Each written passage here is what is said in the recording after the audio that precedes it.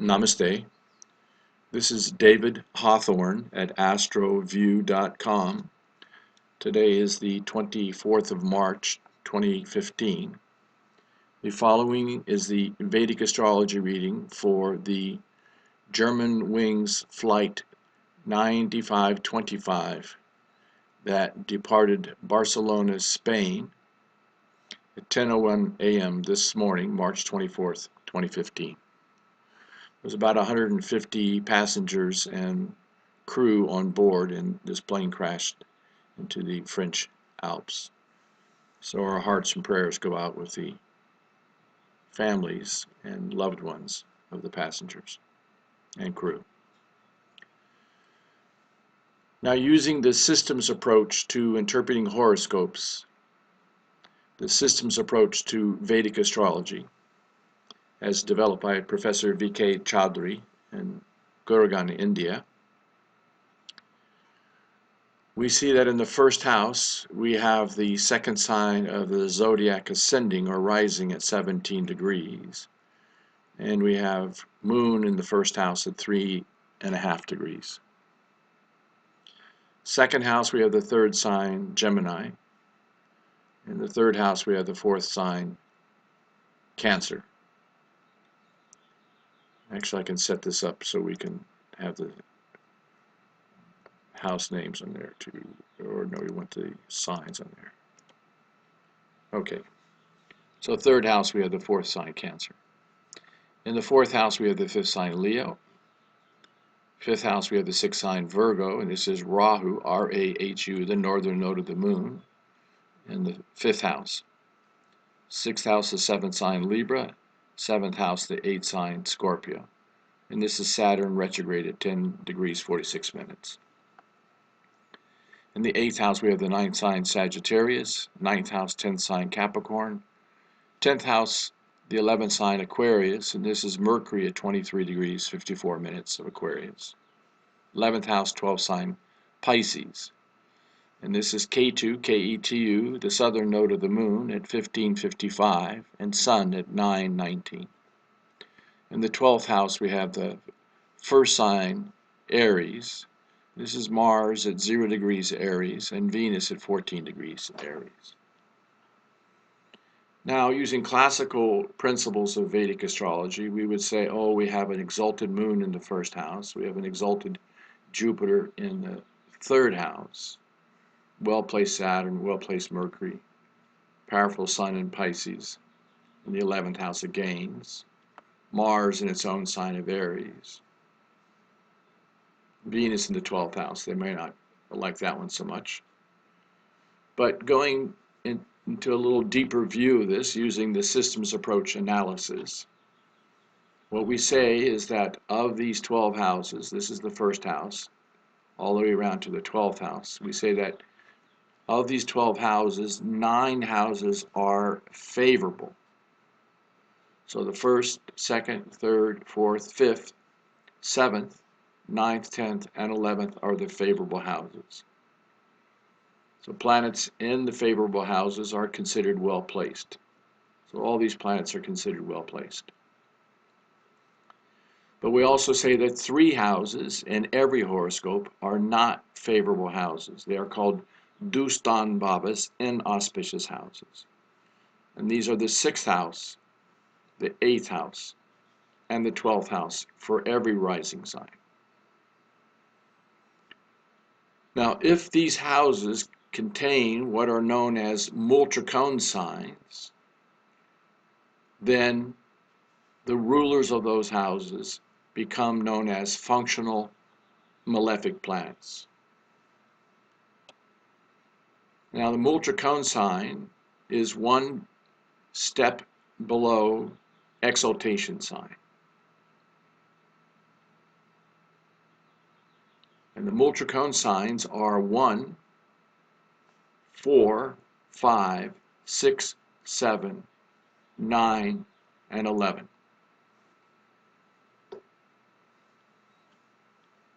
So we see that for the Taurus rising sign, the multicone sign for Venus, the multicone sign for Jupiter, and the Multicone sign for Aries, for Mars,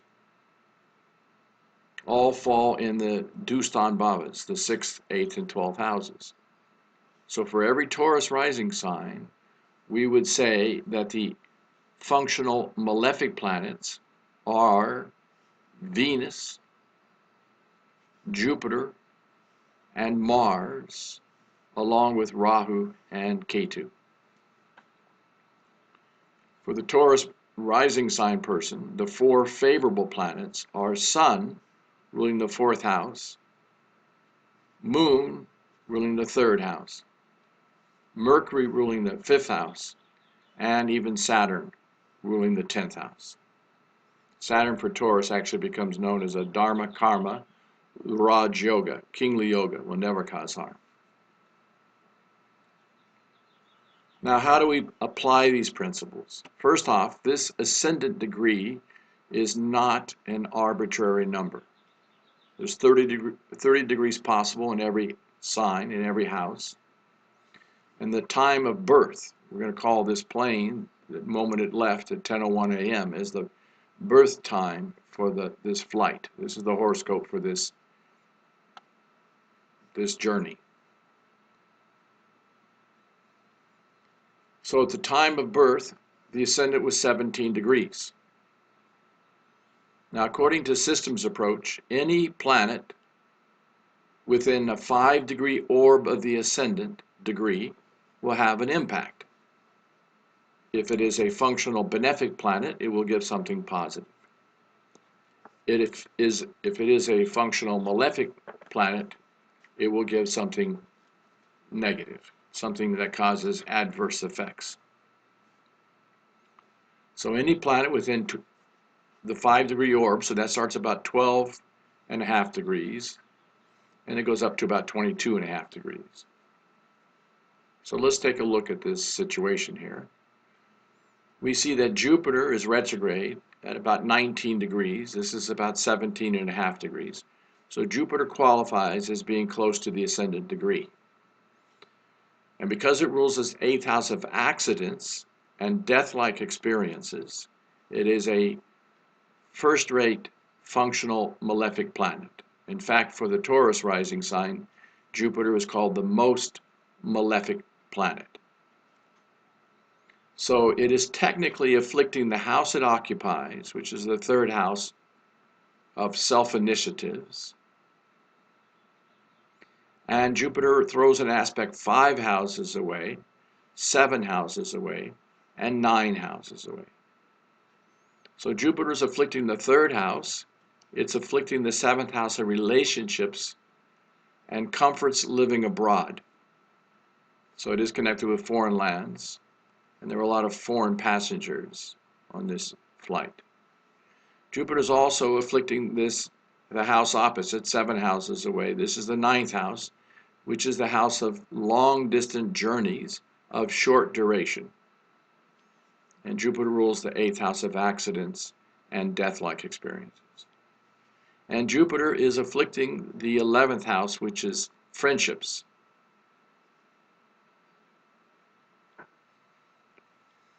And because Jupiter is afflicting this 11th house, it undermines the strength of Sun, ruling this 4th house.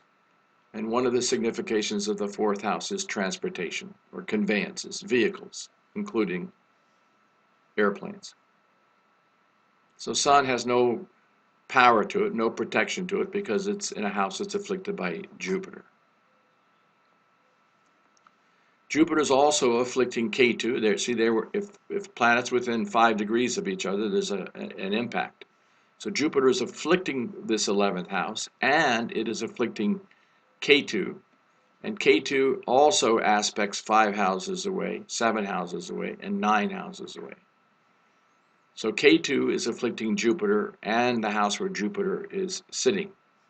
And Ketu is suffering and explosions and past life adverse karma. So it's afflicting Jupiter, ruling the 8th house of accidents and death-like experiences. And it's afflicting the house where Jupiter is sitting. So there's no protection to Jupiter. K2 is also afflicting this fifth house, which is the emotional state and also creative projects and children. Some children were on board as well, and students on board. K2 is also afflicting the seventh house, and Jupiter is afflicting the seventh house. They're both afflicting it. And this house contains Saturn, and Saturn is known as Ayush Karaka, significator for longevity of life. And Saturn rules the 10th house of the field of action and karma. So Saturn becomes utterly weak. There's no protection because both K2 and Jupiter are afflicting this house.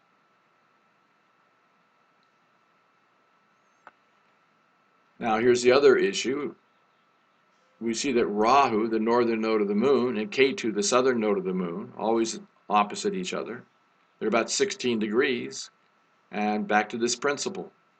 They are within a degree or so, less than 2 degrees, of the rising sign degree. So they are technically afflicting the houses they occupy and the houses they aspect. So Rahu aspects 5, 7, and 9 houses away. K2 aspects 5, 7, and 9 houses away. So this Rahu is afflicting the 9th house. This is the house of long distant journeys of short duration. So both Jupiter and Rahu afflict this house. It's a double affliction in the 9th house. Not good. Rahu and K2 both afflict this 11th house, and therefore it undermines the strength of the sun, and Jupiter afflicts this. So there's 3 malefic influences where sun is sitting. Sun is also vitality, and it rules the 4th house of conveyances, transportation.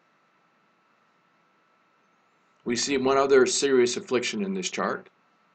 Oh, by the way, this Rahu aspects 5, 7, and 9 houses away, so it's afflicting the 1st house. So that undermines this exalted moon, and Rahu, which is unexpected calamities, is afflicting the 1st house, which is self. It's a person's self. The 1st house is your name, fame, health, appearance, reputation, and longevity. So Rahu causes unexpected eclipse of longevity. The other serious affliction in this chart is Venus. Venus rules the 6th house. So it's a Dustan Bhava. It's a functional malefic planet. And because it is also within 5 degrees of 17, it is afflicting this 12th house. Now it aspects opposite, but a planet cannot afflict its own sign. So Venus does not bother this 6th house. But it bothers the house it occupies. It afflicts this 12th house. And 12th house is foreign lands and end of life. Also, this undermines the strength of the 12th ruler, Mars.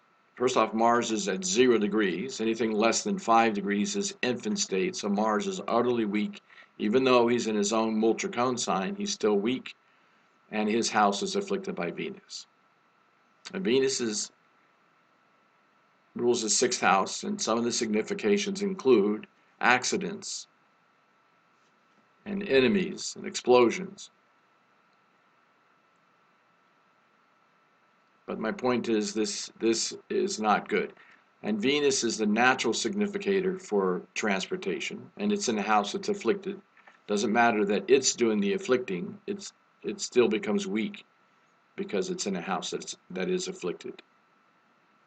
So unfortunately, there's a lot of affliction in this chart, a lot of tragedy in this chart.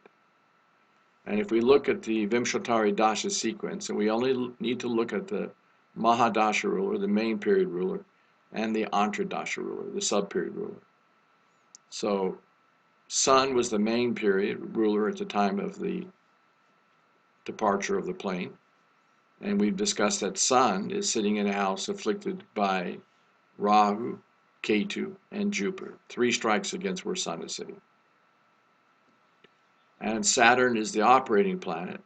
It rules the house of karma. It's in the house of comforts living abroad. And it's in a house afflicted by Jupiter and Ketu. So 2 strikes against Saturn. There's no protection here. So this is an illustration of having some awareness of the position of the planets at the time of departure from an airport or any journey. This is called a muhurta. It's a time of an event.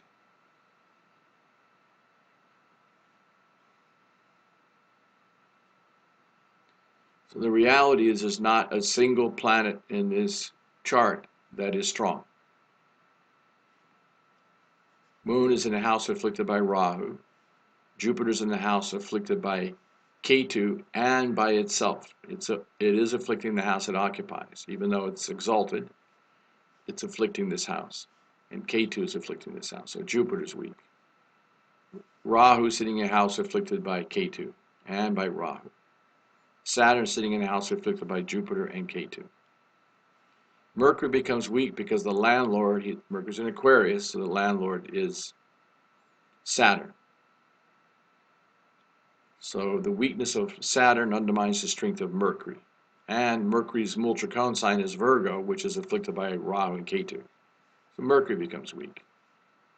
Sun has 3 malefic influences on the house it occupies. Mars is sitting in a house afflicted by Venus, and Venus is in a house that's afflicted. So all 9 planets are weak. There's no protection. So these are the main points from this tragedy. Our hearts go out to these wonderful people and their families.